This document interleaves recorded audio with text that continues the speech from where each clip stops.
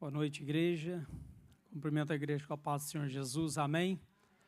Glória a Deus, estamos felizes, porque Deus é o nosso Deus, é a nossa alegria, é a nossa rocha, e Ele tem nos sustentado. E nós podemos dizer que até hoje o Senhor tem, até aqui Ele nos ajudou. Amém? Quero primeiramente cumprimentar a todos que nos seguem nas redes sociais. Deus abençoe a sua casa, Deus abençoe a sua vida grandemente. Quero cumprimentar a todos que nos visitam nesta noite. Eu tenho aqui uma lista de visitantes. Ela é pequena, mas ao mesmo tempo é grande, né? Porque tem aqui membros da Igreja Evangélica de Guimarães, está ali o pastor Paulo, encolhidinho. Talvez, cadê o pastor Saulo? Pastor Saulo. Talvez hoje seja a noite da surpresa, pastor. O pastor Paulo também eu não vi ele há muito tempo, professor meu no seminário em Braga. E lembro-me, Paulo, aquilo que pastor Saulo ministrou aqui, a presença. Guarda essa palavra nessa noite. A presença de Deus. Pastor Paulo disse assim na nossa primeira aula, falou assim que... o Paulo está ali a dizer, eu já nem lembro o que eu falei. Irmãos, eu tenho uma memória para algumas coisas impressionante. E o Paulo disse assim, não permita que o conhecimento afaste vocês da presença de Deus. Fiquem com essa palavra na mente e no coração de vocês. Presença de Deus.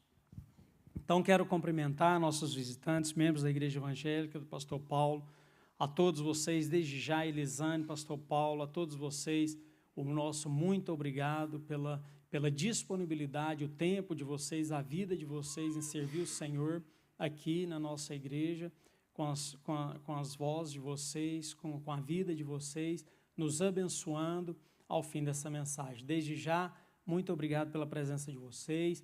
Temos aqui também a Milka, filha do pastor Wagner. Seja bem-vinda, Milka, manda um abração para o seu pai. Hoje o pastor Alexandre não pode estar conosco. E temos aqui também nos visitando hoje o Ricardo. Ricardo, ele trabalha comigo, do Peru, né? Futebol fraco. Eu brinco com o Ricardo, né? Questões de futebol, mas o Brasil também, né, Ricardo? O Brasil está muito fraco nesse momento no futebol. Mas o Ricardo trabalha comigo, tem sido um prazer trabalhar com ele, um rapaz trabalhador, imigrante também, está batalhando, conquistando seu espaço. Ricardo, seja bem-vindo, sinta-se bem no nosso meio, tá bem? E o que a igreja diz para os nossos visitantes? 1, 2, 3.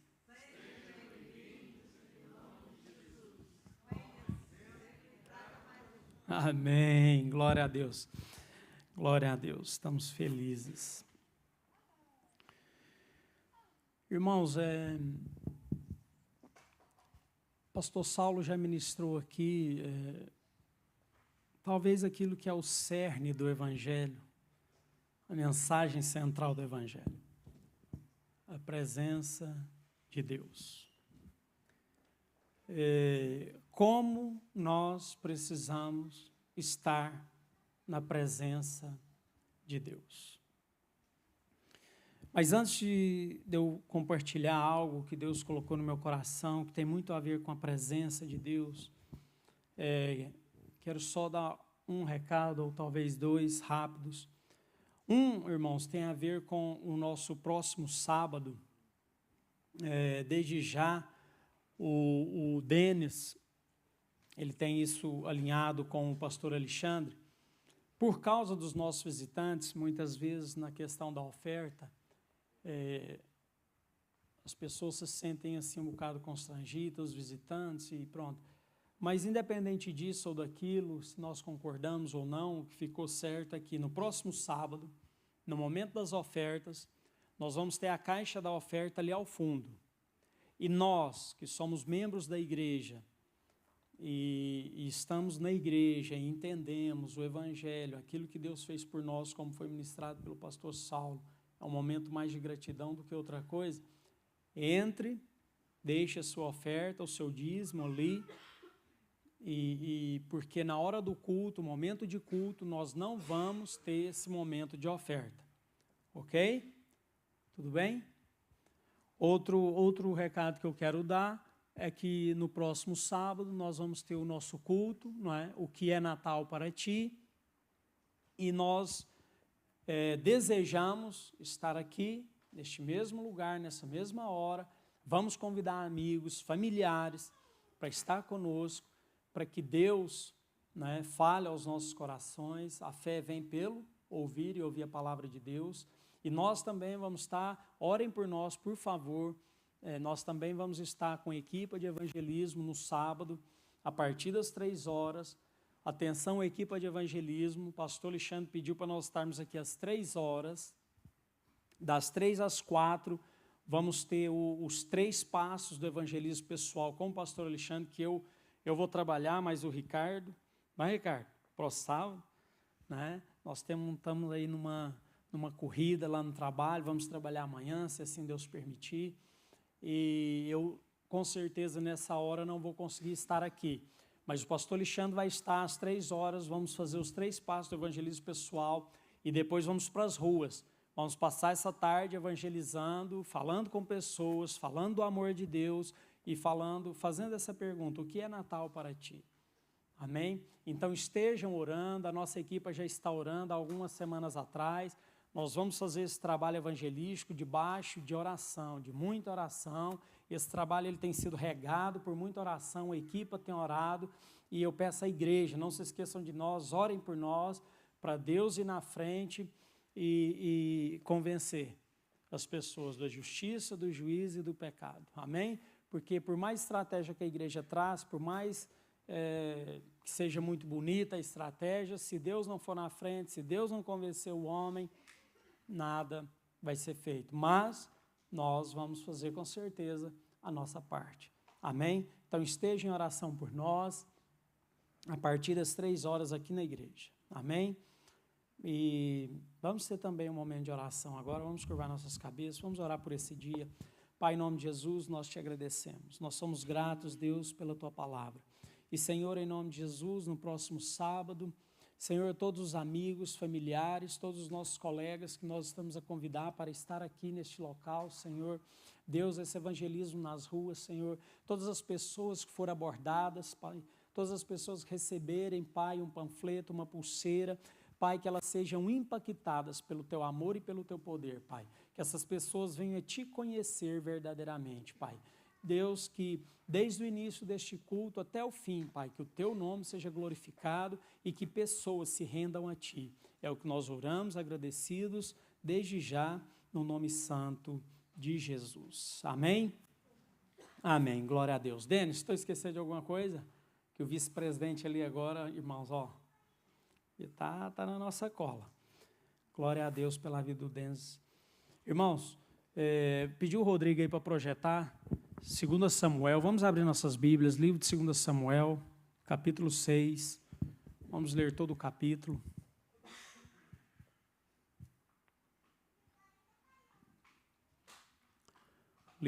Segundo livro de Samuel, capítulo 6.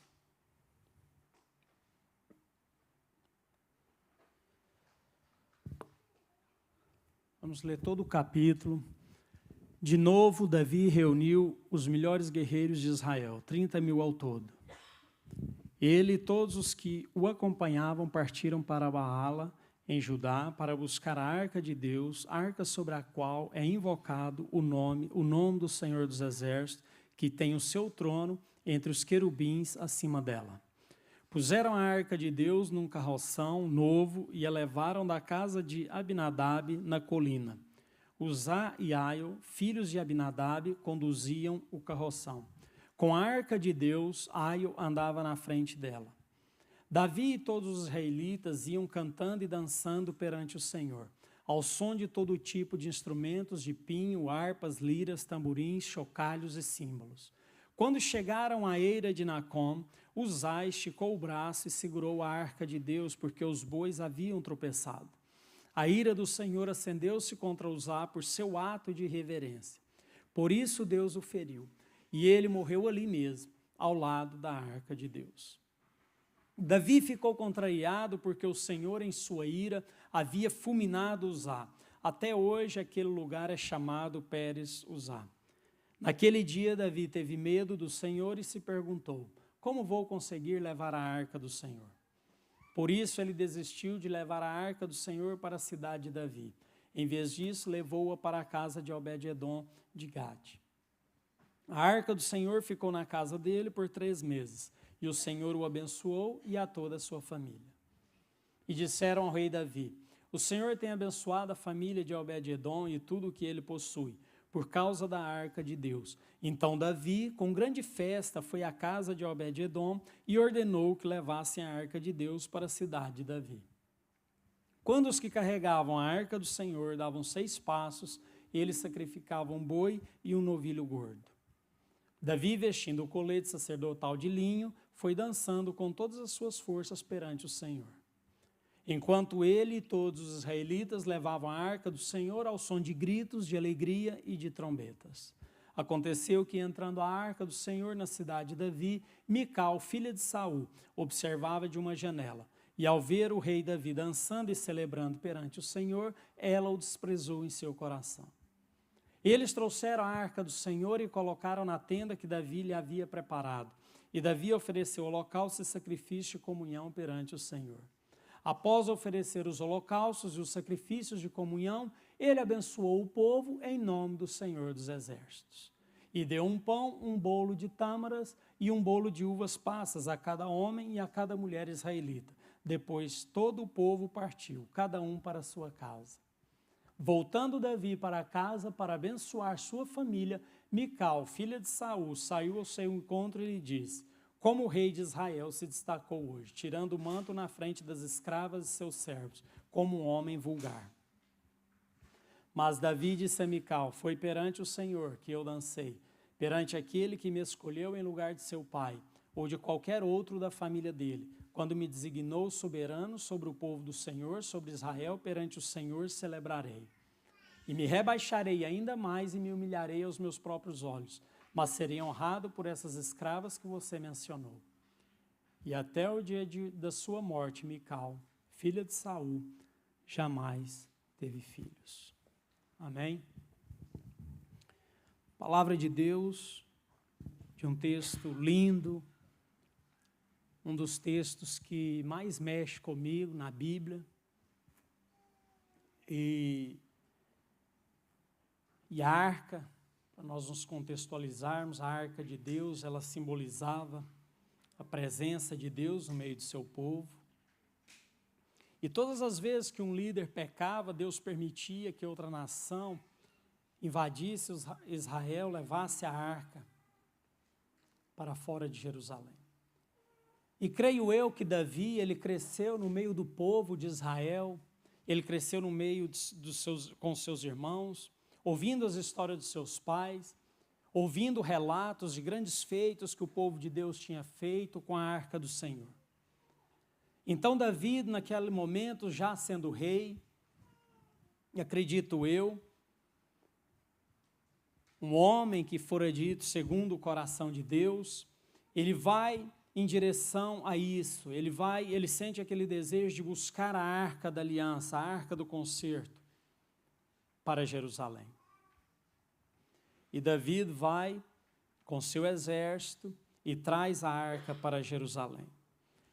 E na arca havia 3 utensílios sagrados: a vara de Arão, que simbolizava a simplicidade do sacerdócio, o maná, a dependência de Deus, e as tábuas da lei, a palavra de Deus. A arca simbolizava Deus no meio do seu povo. Mais uma vez, a presença de Deus no meio de seu povo. Quero compartilhar com os irmãos 3 pontos desse texto que nós lemos. O primeiro deles está no versículo 6 e 7, que diz assim: quando chegaram à eira de Nacon, estendeu Uzá a mão à arca de Deus e a segurou, porque os bois tropeçaram. Então a ira do Senhor se acendeu contra Uzá, e Deus o feriu ali por essa irreverência. e morreu ali, junto à arca de Deus. Ali há uma intenção de Davi de trazer a arca. Havia algo de errado nisso? Não. Havia algo de errado quando usar, ver os bois tropeçarem, a arca ia cair e ele põe a mão na arca? Não. Mas havia uma questão, que a arca era um utensílio sagrado. E ela, no tabernáculo, ela ficava no Santo dos Santos. E só uma vez por ano, o sacerdote entrava nesse Santo dos Santos e pedia perdão a Deus pela nação de Israel. E se Deus abençoasse, se Deus perdoasse, aquele sumo sacerdote saía do Santo dos Santos, havia um ano de prosperidade, de paz e de alegria em Israel. Mas se Deus não perdoasse a nação de Israel, aquele homem era fulminado no Santo dos Santos. E como ninguém podia entrar lá, havia uma corda amarrada em sua cintura e as pessoas puxavam ele para fora. E havia um ano de tristeza, dor, enfermidade na nação. Então a arca era um utensílio sagrado e aquele homem, ele fez aquilo com uma boa intenção.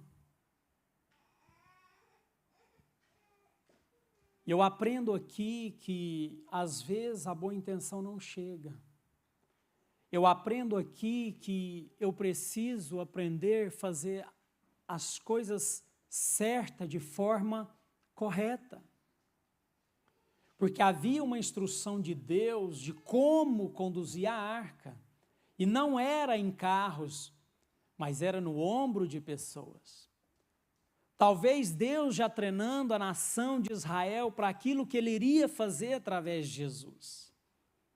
Que a presença dele seria em nós, em todo aquele nascido de novo, aquele que se arrependeu dos seus pecados e entregou sua vida a Cristo. Então eu aprendo aqui que muitas das vezes a boa intenção, muitas das vezes o fazer as coisas certas, mas de maneira errada, ela pode gerar morte. E nós precisamos ter cuidado com isso. Nós precisamos ter cuidado em não cair nesse erro de tentar fazer algo que é correto, mas de forma errada. Amém? Segundo ponto que eu queria compartilhar com os irmãos, no versículo 11, diz assim: ficou a arca do Senhor em casa de Obed-edom, o geteu, 3 meses, e o Senhor o abençoou e toda a sua casa. Mais uma vez, pastor Saulo, a presença. Simplesmente a presença de Deus. Toda a sua casa foi abençoada. Aquele homem foi abençoado. Irmãos, se nós queremos ser abençoados, se nós queremos ter uma vida abençoada, nossas esposas, nossos filhos, a igreja, não tem como ter essa vida sem estar na presença. Porque os dons e talentos, irmãos, eles vão passar. O dom eloquente da pregação, aquele pregador que arrasta multidões, isso vai passar. Aquele cantor que canta muito, isso vai passar. Aquele evangelista que sai nas ruas e arrasta, isso vai passar. E o que vai ficar é a presença. O que vai ficar é Cristo e esse ressurreto. O que vai ficar é a presença de Deus, a eternidade com Deus. Todo o resto é passageiro. Todo o resto hoje é, amanhã não é. O que fica é a presença do Pai. Ele, em Gênesis, ele chama Adão para perto dele. Obrigado, Pedro. Ele chama Adão para perto dele. Muitas das vezes nós falamos assim: qual o seu chamado? Irmãos, todos nós temos o mesmo chamado. Nosso chamado é estar perto dele, na presença dele. Agora, nós podemos ter vocações diferentes. Nós podemos ser vocacionados para alguma área, mas chamados temos todos para estar na presença. Não tem como, irmãos, nós sermos pessoas que dá um bom testemunho, que as pessoas olhem para nós e falem: há algo diferente nessa pessoa, sem nós estarmos junto dele, na presença dele, bebendo dele, comendo dele. Não tem como, porque nós como seres humanos, nós facilmente somos influenciados. Nós somos influenciados. Nós recebemos daquilo que nós estamos vendo e comendo. Esses dias eu ouvi algo importantíssimo, tremendo para os nossos dias, e nós como pais, nós precisamos abrir os olhos. Satanás tem usado uma das maiores armas de todos os tempos para as nossas crianças e mesmo para os adultos, chamado telemóvel, redes sociais. Muita gente tem descobrido que falava que não tinha tempo para Deus, mas tem tanto tempo para estar de frente de uma Netflix, de um Facebook, de um Instagram. E as nossas crianças estão comendo esse lixo todo. Tem uma senhora chamada Maria Helena aqui em Portugal, ela tem levantado uma voz, mas poucos têm ouvido. Ela tem sido uma voz nessa nação, mas poucos têm ouvido. Sabe por quê, irmãos? Porque muitas das vezes, irmãos, nós pensamos que a igreja está tudo bem, a igreja está cheia, o louvor é bom, a igreja está cheia, as cadeiras estão cheias, e nós pensamos, está tudo bem, está tudo bem. Cuidado com as aparências. Cuidado com as aparências.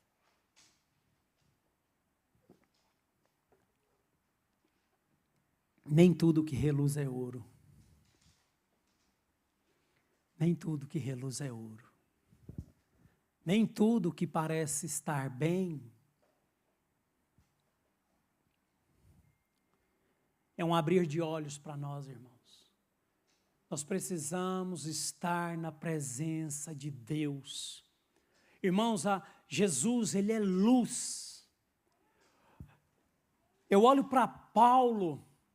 Paulo, ele desbravou o mundo, ele evangelizou, e no fim da vida dele ele fala assim, olha, eu sou dos pecadores, eu sou o maior. Hoje, a pessoa toca uma música, canta uma música, prega uma palavra, diz alguma coisa bonita e ele se acha. Irmãos, Jesus é luz. Nós estamos olhando aqui, graças a Deus aqui não, que a equipe da limpeza trabalha muito bem, viu? Deus abençoe vocês. Mas, irmãos, muitas das vezes o que acontece? Quem trabalha, tem algum pintor aqui? Pintor? Não tem nenhum pintor aqui? Trabalhava com meu pai, eu andava com meu pai na pintura, e quando nos põe o holofote junto à parede, a gente olha assim, está perfeita. Mas quanto mais o holofote vai chegando à parede, mais vamos vendo defeito. Então não se engane, irmãos. Quanto mais nós irmos para o alvo, quanto mais nós buscarmos a Deus, quanto mais nós irmos para perto dEle, quanto mais nós santificarmos a nossa vida, e aí nós pensamos assim, agora eu estou ficando bom. Quanto mais a gente chega perto da luz dele, mais nós vemos que nós temos que mudar mais coisas, mais porcaria ainda tem que sair daqui de dentro. Alguém disse assim, sabe por que nós ficamos chateados e de biquinho quando alguém fala mal de nós? Porque nós achamos que somos bons. Charles Spurgeon disse que se nós entendêssemos quem nós somos perante Deus, quando as pessoas falassem de nós falávamos assim, só isso? Só isso? É um elogio. Porque quanto mais eu me aproximo de Deus, quanto mais eu me aproximo da luz dEle, mais eu vejo que eu sou imperfeito, mais eu vejo que eu tenho que melhorar, mais eu vejo que eu tenho que ser uma pessoa melhor, mais eu vejo defeitos em mim, e a glória é para Ele, não é para o homem. O culto, ele tem que ser cristocêntrico, o culto tem que glorificar o nome de Jesus, o culto, ele tem que exaltar o nome de Jesus. João disse no deserto, importa que eu diminua e que ele cresça.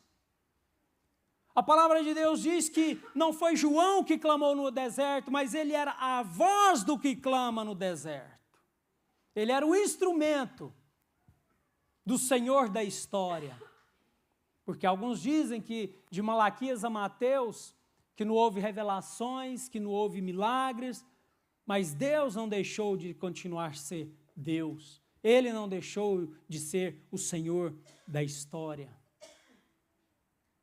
Amém? Terceiro ponto que eu queria partilhar com os irmãos, versículos 12 e 15. Rodrigo, pode projetar que a letra aqui está pequena, a visão já está a falhar, irmãos. Eu lembro sempre, quando eu vou ler, agora eu lembro de Eclesiastes. Oh, glória, Paulo. Salomão, no fim da vida dele, falando ali que tudo é vaidade, quando falhar os moedores, a visão. Nossa hora vai chegar, irmãos. E se nossa hora não chegar, Jesus vai voltar. Nós estamos aqui de passagem. Versículos 12 e 15, por favor. Enquanto ele e todos os israelitas levavam a arca do Senhor ao som de gritos, de alegria e de trombetas, aconteceu que, entrando a arca do Senhor na cidade de Davi, Mical, filha de Saul, observava de uma janela, e ao ver o rei Davi dançando e celebrando perante o Senhor, ela o desprezou em seu coração. Mas é a partir do 12. Eu vou ler aqui. Então avisaram a Davi, dizendo: o Senhor abençoou a casa de Obed-edom e tudo quanto tem por amor da arca de Deus. Foi, pois, Davi, com alegria, fez subir a arca da casa de Obed-edom à cidade de Davi. Sucedeu que, quando os que levavam a arca do Senhor tinham dado 6 passos, sacrificava ele bois e carneiros cevados. Davi dançava com todas as suas forças diante do Senhor, e estava cingido de uma estola sacerdotal de linho. Assim Davi, com todo Israel, fez subir a arca do Senhor com júbilo ao som de trombeta. Amém?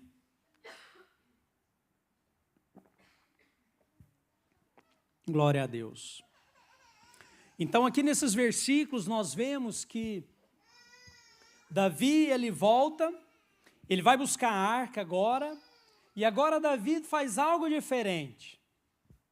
Davi, ele vai buscar a arca na casa de Obed-edom e ele faz algo diferente. Ele traz a arca segundo as instruções de Deus. A Bíblia diz que enquanto eles davam 6 passos, que Davi sacrificava bois,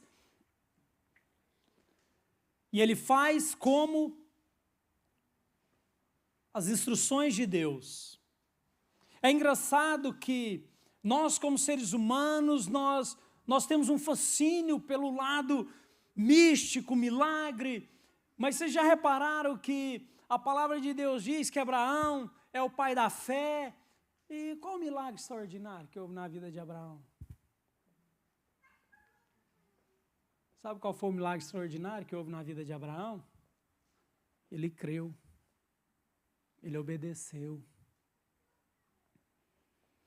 Deus falou assim para Abraão: Abraão, vai, sai do meio da sua parentela. Ele não questionou Deus, ele não questionou o Criador, ele foi. Ele não perguntou a Deus, mas para onde? Ele foi. E isso foi imputado como justiça. Vocês já pensaram nisso? O pai da fé, quando se fala em fé, pensa logo, vou pedir aquele monte para sair dali, para ir para colar, vou curar o paralítico. O pai da fé obedeceu. Mais vale obedecer do que sacrificar. Irmãos, o evangelho é simples. O evangelho é simples. Estava compartilhando com o pastor Saulo. Quem conhece, eu falo, irmãos, eu falo isso todas as vezes que eu prego, conheçam a história da igreja, pesquisem, busquem a história da igreja primitiva, até os dias de hoje vocês vão ter uma surpresa. Esse evangelho desse Deus de moeda de troca que Deus dá e Deus faz, e Deus vai atrás, irmão, Deus não vai atrás, a Bíblia diz, busque o Senhor. Busque o Senhor. O texto da ovelha perdida, Cláudio, mas e o texto da ovelha perdida? Irmãos, Estudem o texto da ovelha perdida, por favor. E estudem o texto do filho pródigo. Vocês vão ver que são dois contextos diferentes. E o segundo deles, do filho pródigo, o pai não vai atrás do filho, o filho é que volta arrependido. Porque todas as vezes que alguém volta sem arrependimento, só traz problema. O filho voltou, mas ele voltou arrependido, e aí foi benção. A ovelha perdida, ela não perde porque se quer. São dois contextos diferentes. Estudem esses dois textos. Então, aqui nós vemos que Davi obedece.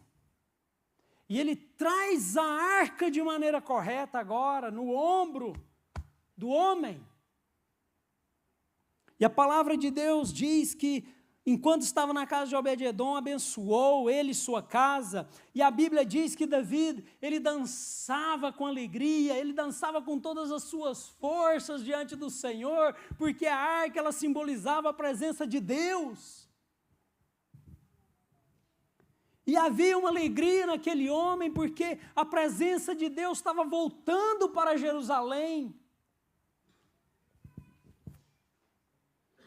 E aí, irmãos, diante de tanta alegria, de tanto júbilo, e Davi era rei.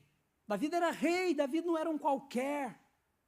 Ah, Cláudio, mas Davi era rei. Houve um rei também em Israel, que ele, por ser rei, ele não soube o lugar dele, e ele usurpou o templo, ele usurpou o Santo dos Santos, e ele foi cometido na hora de lepra. Porque por mais que ele era rei, ele não tinha que estar ali. Não era o lugar dele ali. E pastor Paulo, acredita, uma das maiores bênçãos da minha vida foi quando eu escolhi estudar a vida de Davi naquele seminário. Quando o pastor Lugero me perguntou, Cláudio, qual personagem bíblico você quer estudar? Davi. Foi uma das maiores bênçãos, eu aprendi princípios na vida de Davi. Temor do Senhor, aceitar a vontade de Deus, esperar o tempo de Deus. Davi, ele é ungido rei, ele vai cuidar de ovelhas. Olha que homem extraordinário, irmãos.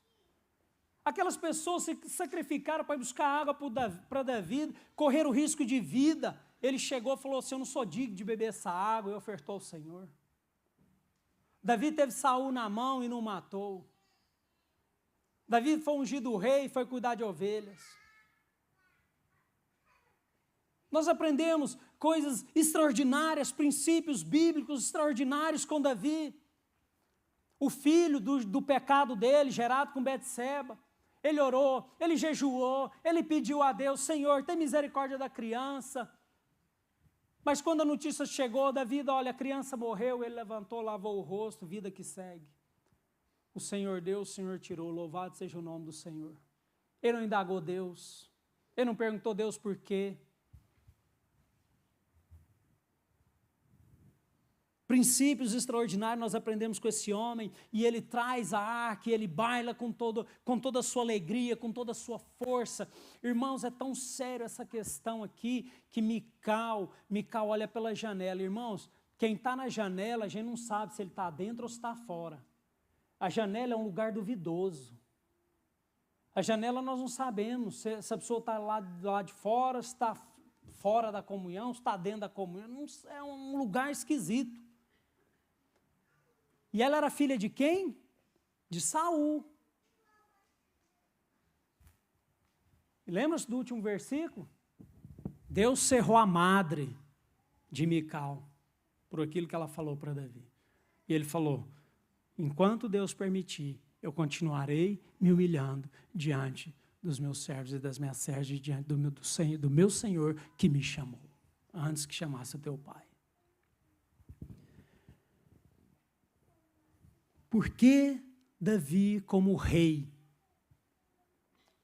ele tem aquela atitude, ele podia estar num camarote, ele podia estar num lugar de destaque, a arca entrando em Jerusalém, Davi sendo aplaudido, a honra toda para Davi. Ei, Davi é bom demais. Davi trouxe a arca de Deus para Jerusalém.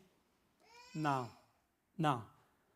é isso que a Bíblia diz. A Bíblia diz que ele baila diante da arca.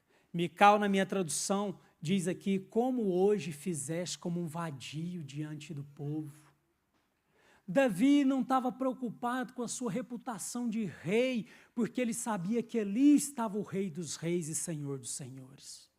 Davi sabia que ele era rei, que ele era senhor, mas era estabelecido por Deus. E Davi, ele sabia muito bem o lugar dele. Então, o que faz aquele homem como rei ter essa atitude? Sabe por quê, irmãos? Eu não tenho dúvida. Por causa daquilo que o pastor Saulo já ministrou aqui. Porque Davi, ele tinha consciência muito clara que o povo não precisava de um rei, que um povo não precisava de um líder, mas o povo precisava de Deus. O povo precisava da presença de Deus, do Deus Todo-Poderoso, guiando o seu povo. Deus, ele não precisa, nós não precisamos, irmãos, de homens. Nós precisamos de Deus, da presença de Deus nas nossas vidas. Pastores, líderes, são pessoas que nos dão direção. Mas nós precisamos estar perto de Deus, buscar em Deus a direção para as nossas vidas. E é isso que Davi, com aquela atitude, ele está a dizer para o povo, porque ele era rei, ele era um exemplo para aqueles homens. Davi era aquele homem que ele ia na frente, ele dava exemplo. O que ele estava a fazer ali, ele estava a dizer para o povo, vocês não precisam de mim, vocês precisam de Deus. Líderes e pastores têm que se convencer disso.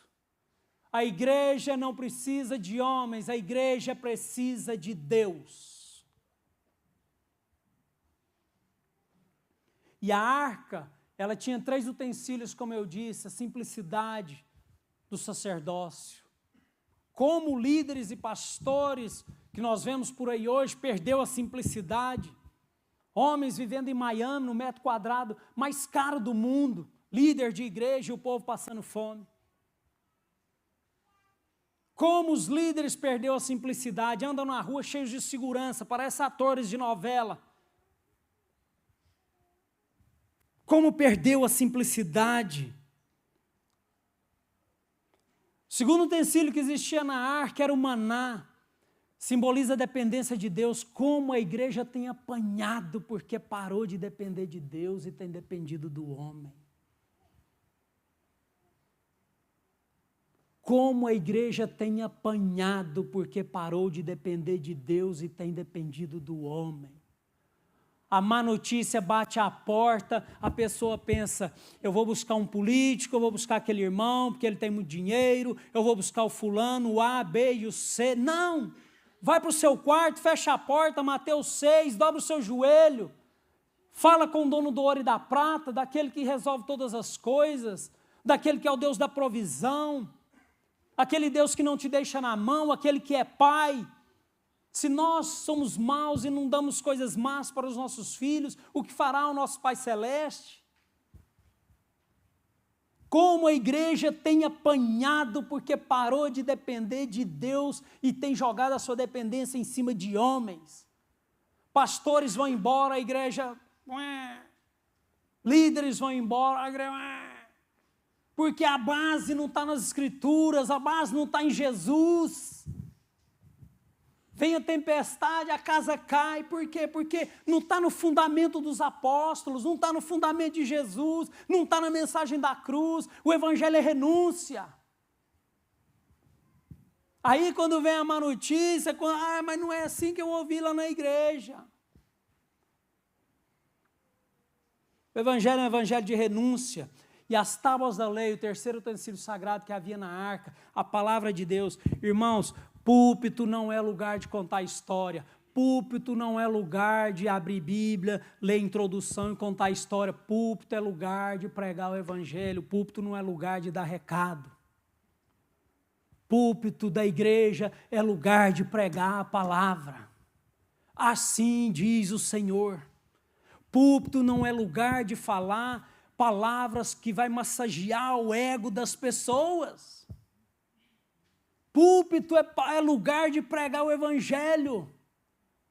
palavra de vida eterna, palavra que nos confronta, palavra que nós saímos daqui, meu Deus, eu tenho que mudar alguma coisa na minha vida, o Espírito Santo vai incomodando, é isso. Porque a nossa reunião sem a presença de Deus, sem o Espírito Santo, é igual uma assembleia desportiva de qualquer clube. A palavra de Deus, ela nos confronta, ela nos transforma. Pastor Clodoaldo falou sobre isso aqui, metanoia, mente. Muda a nossa mente, nosso coração. Certo, Ricardo? Estava compartilhando com o Ricardo o evangelho no trabalho, ele falou, Cláudio, coração, tem que mudar coração, mente, coração. O novo nascimento, metanoia, mudança de mentalidade. Nova criatura, nascido de novo, nascido no Espírito. Mas a impressão que nos dá hoje que errado é falar do que está errado. Errado é falar da palavra, é ser legalista, falar da palavra é ser ditador, falar da palavra está exagerando, calma. E quando eu olho para a Bíblia eu não vejo isso nos apóstolos, não vejo isso em Jesus. Jesus, ele confrontava. Jesus teve aquele momento de graça com aquela prostituta. Ele falou assim, olha, quem tiver pecado que atire a primeira pedra. Ninguém atirou. Mas aí ele falou, filha, vai, não peques mais. Mas está faltando esse vai, não peques mais hoje dentro da igreja.